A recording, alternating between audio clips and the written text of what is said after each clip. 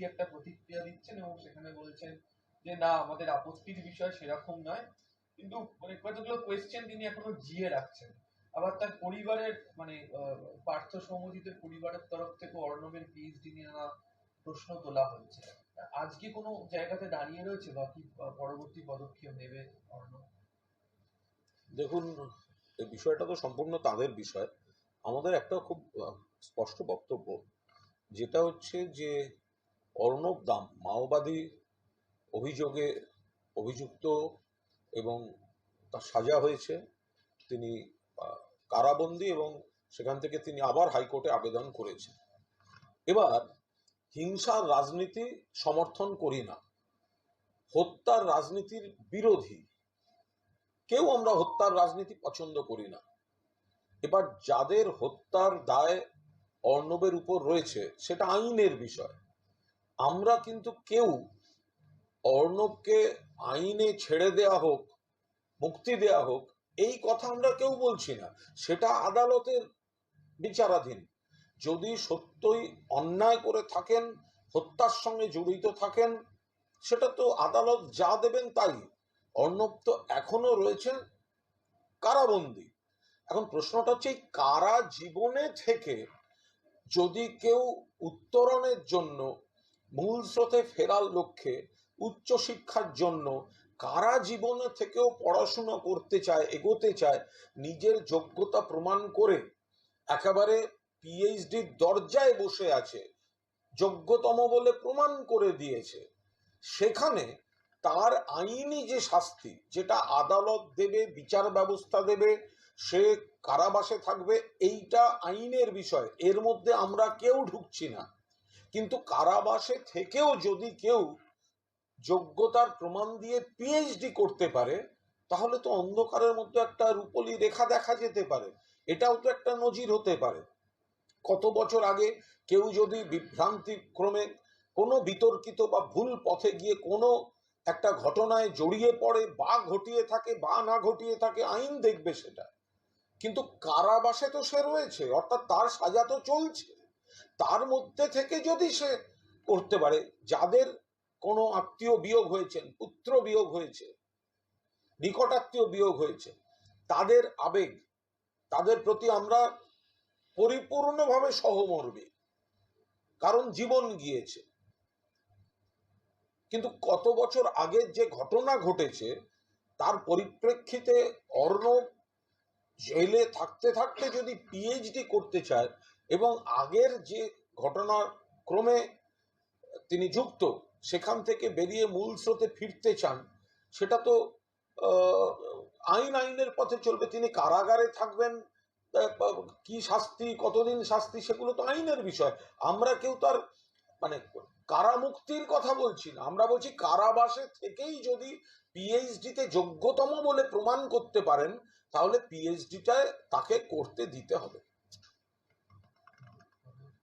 মুখ্যমন্ত্রী বলার পরও দেখা যাচ্ছে আজকে বিভিন্ন জায়গায় সরকারি জমি বা ব্যক্তিগত জমি দখলের একটা অভিযোগ আসছে।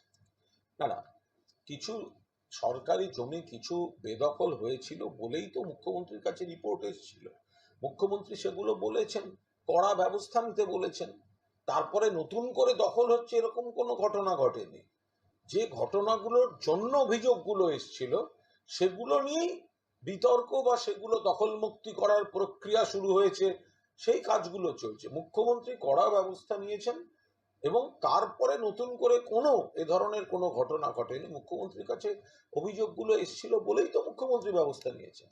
ধোলাইহাট ঘটনার দ্বিতীয় ময়নাতদন্তের নির্দেশ দিয়েছেন বিচারপতি অমিতা সিনহা। বলেছেন যে ময়নাতদন্ত মামলাকারীদের উপস্থিতিতে ময়নাতদন্ত করতে হবে এবং এর ভিডিওগ্রাফি করতে হবে, সেই ভিজুয়াল ফরেন্সিক পরীক্ষার জন্য হায়দ্রাবাদে পাঠাতে হবে। এটা সম্পূর্ণ আইনের বিষয়। সেখানে একটি বিষয়, একটা ঘটনা ঘটেছে, একটা মৃত্যুর ঘটনা ঘটেছে, পুলিশ সঙ্গে সঙ্গে জানিয়েও দিয়েছে গোটা বিষয়টা সবিস্তারে। পুলিশ জানিয়ে দিয়েছে এই মৃত্যুর সঙ্গে পুলিশ যুক্ত নয়, জামিনের পর কোনো অসুস্থতাজনিত কারণে মৃত্যু। তারপরে যদি কেউ আদালতে গিয়ে থাকে, তারপরে যদি আদালত একটি রায় দিয়েছেন, তো সেটা আদালতের রায়, তার উপরে এই মুহূর্তে কোনো মন্তব্য করতে পারবো না। এই বিষয়টা রাজ্য সরকারের আইনজীবীরা খতিয়ে দেখবেন, আদালত কি রায় দিয়েছেন, সেই রায়ের উপর আবার কোনো অ্যাপিল হবে কি অ্যাপিল হবে না, বা আইনের পথে চলবে, সেগুলো সমস্ত রাজ্য সরকারের আইনজীবীরা, পুলিশের আইনজীবীরা দেখবেন।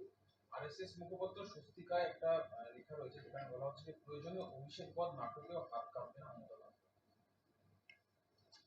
দেখুন, কোনো একটা রাজনৈতিক বিশ্বাস যারা আমাদের সম্পূর্ণ বিপরীত ধর্মী এবং প্রতিপক্ষ ধর্মী, তো তাদের কোনো কাগজে, তাদের কোনো প্রচার মাধ্যমে যে বিভ্রান্তিমূলক, কুৎসামূলক এইসব বিভিন্ন কথা আমাদের দল সম্পর্কে প্রচার হবে, এটা তো তাদের কাজ। এই কুৎসাগুলোই তো তারা করে যাচ্ছেন। কদিন আগে আবার এরাই লিখেছিলেন এই কুৎসাগুলো করতে গিয়েই আরো বেশি ডুবেছে বিজেপি। তো এরা যদি এতই তত্ত্ব কথা বোঝেন, তা বিজেপিটাকে তো একটুখানি মানে ক্রমশ হারছে, সে কারণগুলো দেখুন। কারণগুলো দেখতে গিয়ে তো আপনারাই কদিন আগে লিখলেন যে ব্যক্তিগত আক্রমণ করতে করতে গিয়েই বিজেপির সর্বনাশ হয়ে গেছে। আবার তারাই এইসব বিভ্রান্তির ভুলভুলাইয়ায় ঘুরে বেড়াচ্ছে বিজেপি আর আরএসএস। আরিয়াদহতে যে তালতলা স্পোর্টিং ক্লাবের পুলিশ এটা বিজেপি রিলেটেড জিজ্ঞেস করেনি, সেটা হচ্ছে যে আদি আর নব্য বিজেপির একটা দ্বন্দ্ব প্রকাশ্যে দেখা যাচ্ছে। মানে পোস্টার নিয়ে আদি বিজেপির নেতারা বসে পড়েছেন এবং তারা বলছেন যে যারা বিজেপির নাম করে এই নির্বাচন বা বিভিন্ন ক্ষেত্রে দেখলেন তারা আসলে কেউ না, বরঞ্চ তারা দলের সংগঠনকে নষ্ট করছে। এরই রেস ধরে সুকান্ত মজুমদার বলেছেন আজ কেউ সভাপতি আছে, অন্য কেউ কালকে হতে পারে, পদ তো কারোর চিরকাল সমান থাকে না। দেখুন, আমরা আগাগোড়া বলে আসছি বিজেপির মধ্যে একটা কুৎসিত লড়াই চলছে। বিজেপির সঙ্গে বাংলার মানুষের, বাংলার রাজনীতির, বাংলার সংস্কৃতির কোনো সম্পর্ক নেই। এরা বঙ্গবিরোধী। এরা হচ্ছে আদি বিজেপি বনাম তৎকাল বিজেপি, আরএসএস বিজেপি বনাম দলবদলু বিজেপি, সিবিআইডি থেকে বাঁচতে যাওয়া বিজেপি বনাম পুরনো দিনের বিজেপি। একটা দল ছিল team team team team team team করে, কখনো একটু ভাসে, কখনো একটু এগোয়। আর একটা দল অন্য দল থেকে বাতিল হতে হতে হতে সেখানে গিয়ে সেই দলটা দখল করতে চাইছে। কেউ যাচ্ছে তদন্ত থেকে বাঁচতে। ফলে এই যে আদি বিজেপি বনাম তৎকাল বিজেপি, তৎকাল বিজেপিদের একাংশ গিয়ে আদি বিজেপিটাকে হাইজ্যাক করে নিয়েছে। ফলে এদের মধ্যে মারামারি, বিবৃতির লড়াই, পার্টি অফিসে মারামারি, সব জায়গায় এই ঘটনা ঘটে চলেছে। সেগুলোই আরো বেশি করে রাস্তায় নামছে। ভোটের ব্যর্থতার পর কাদা ছোঁড়াছুঁড়ি হচ্ছে, মারামারি হচ্ছে, আমরা দেখতে পাচ্ছি সেগুলো। আরিয়াদহ তালতলা স্পোর্টিং ক্লাবে সকালবেলা পুলিশ গেছিল জয়ন্ত সিংকে সঙ্গে নিয়ে, ওখানে পুনর্নির্মাণ করেছে আর লোহার রড বাজেয়াপ্ত হয়েছে ক্লাব থেকে, আর ক্লাব সিল করে দেওয়া হয়েছে। এটা সম্পূর্ণ আইনি বিষয়, তদন্তের বিষয়। পুলিশ যথাযথ ভূমিকা পালন করছে এবং সেই তদন্তের জন্য যেখানে যেখানে যাওয়ার, যা যা করার, তদন্তের যা যা প্রক্রিয়া আছে, সেগুলো পুলিশ করছে, ঠিক কাজ করছে। মুখ্যমন্ত্রীর নির্দেশের পর পুলিশ প্রশাসন হকার সরাতে বুলডোজার ব্যবহার করেছিল। এক্ষেত্রে কামারহাটির ঘটনায় দেখা যাচ্ছে যে জায়ান্ট সিংয়ের এই নতুন বাড়িটা, সেটাও পুরপ্রধান স্বীকার করে হচ্ছে যে বেআইনি এবং পূর্বে। এক্ষেত্রে কি কঠোর পদক্ষেপ নেওয়া উচিত? সেটা পুরপ্রধান বলতে পারবেন। যদি কোনো জায়গায় দেখা যায় যে বেআইনিভাবে কোনো পুকুর বুঝিয়ে প্ল্যান ছাড়া কোনো বাড়ি তৈরি হয়েছে, তাহলে আইনে এই বিষয়ে যা বলছে নিশ্চয়ই পুরসভা আইনগতভাবে আইনের কঠোরতম ধারাগুলি প্রয়োগ করে নিশ্চয়ই কঠোরতম ব্যবস্থা নেবেন, সেটা সকলে দেখতে চাইবে। এত কিছু পরেও আজকে জয়ন্ত সিং এর শরীরী ভাষা খুব বেপরোয়া। সাংবাদিকদের ধাক্কা মারেন, বলেন যে মদন মিত্রকে তিনি চেনেন না, চিনলেও স্বপ্নদাদের সঙ্গে যেমন চেনেন সেরকম হয়তো চিনেছেন। কোনো ভিডিওতে তাকে দেখা যায়নি, এমনটা দাবি করেন। তো উনি, লোকটি কিরকম সেটা তো তার আচরণেই বোঝা যাচ্ছে। লোকটি যে আদৌ ভদ্র সভ্য মনুষ্য গোত্রে পড়ে না, সেটা তো দেখা যাচ্ছে। ফলে আমরা বারবার বলেছি এর কঠোর শাস্তি চাই। এখন কোথায় কে বিচ্ছিন্নভাবে কি করে ফেলছে এটা সবসময় জানাও সম্ভব নয়, সবসময় পাহারা দেওয়াও কারোর পক্ষেই সম্ভব নয়। একের পর এক কুকীর্তির খবর আসছে, একাধিক কুকীর্তি, যদিও পুরনো, কিন্তু ঘটনাগুলো আসছে এবং খুব পরিকল্পিতভাবে ভোটের সময় সেগুলোকে ছাড়া হয়েছে। কিন্তু লোকটা তো এইসব কীর্তিকাণ্ড করেছে, তো তাকে কড়া সমস্ত ব্যবস্থা নিতে হবে। আর এইসব এখনো অ্যাটিটিউড যা রয়েছে, ফলে আমি তো আবার বলেছি একদম পরিষ্কার কথা, যেভাবে ওই একজনকে লাঠি দিয়ে মারা হচ্ছে বা কিছু দিয়ে মারা হচ্ছে, এগুলো একটা ধারা থাকে, পুলিশ ধারা দেবে নিশ্চয়ই। কিন্তু যাদের